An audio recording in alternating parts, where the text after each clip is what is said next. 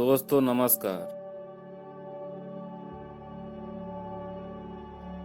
गर्मी की छुट्टियों में सोनू अपने दादाजी के पास गांव घूमने आया। सोनू दादाजी के पास पहुंचा और बोला, दादाजी मैं बड़ा होकर एक सफल आदमी बनना चाहता हूं। क्या आप सफल होने के कुछ उपाय बता सकते हैं? दादाजी ने हाँ में सिर हिला दिया और बिना कुछ कहे सोनू का हाथ पकड़ा और उसे नजदीक की पौधशाला ले गए। वहां जाकर दादाजी ने 2 छोटे छोटे पौधे खरीदे और घर वापस आ गए। वापस आकर दादाजी ने एक पौधा घर के बाहर और दूसरा पौधा गमले में लगाकर घर के अंदर रख दिया।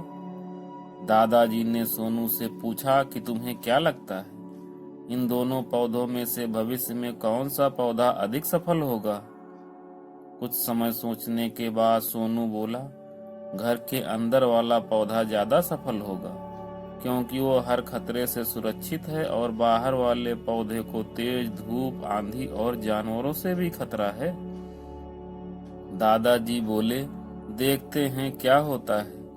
कुछ दिनों बाद सोनू वापस चला गया। दादाजी दोनों पौधों का बहुत ध्यान रखते थे। धीरे धीरे समय बीतता गया। उधर सोनू भी अपनी पढ़ाई में व्यस्त रहने लगा। 5-6 वर्षों बाद जब सोनू फिर अपने दादाजी के यहाँ आया और दादाजी से बोला, दादाजी पिछली बार मैंने आपसे सफल होने के कुछ उपाय पूछे थे, पर आपने तो कुछ भी नहीं बताया था। इस बार आपको कुछ न कुछ तो बताना ही होगा। दादाजी मुस्कुराए और सोनू को उस जगह ले गए जहाँ उन्होंने गमले में पौधा लगाया था। अब वह पौधा एक पेड़ में बदल चुका था। पौधे को देखते ही सोनू बोला, देखा दादाजी, मैंने कहा था ना कि अंदर वाला पौधा ज्यादा सफल होगा। दादाजी ने बोला, अरे पहले बाहर वाले पौधे का हाल तो देख लो। दादाजी सोनू को बाहर लेकर गए। बाहर एक बहुत बड़ा पेड़ खड़ा था। उसकी शाखाएं दूर दूर तक फैली हुई थी और उसकी छाया में कुछ राहगीर खड़े होकर आराम से बातें कर रहे थे। दादाजी ने सोनू से पूछा कि अब बताओ कौन सा पौधा ज्यादा सफल हुआ? सोनू कुछ देर चुप रहने के बाद बोला, बाहर वाला पौधा ज्यादा सफल हुआ।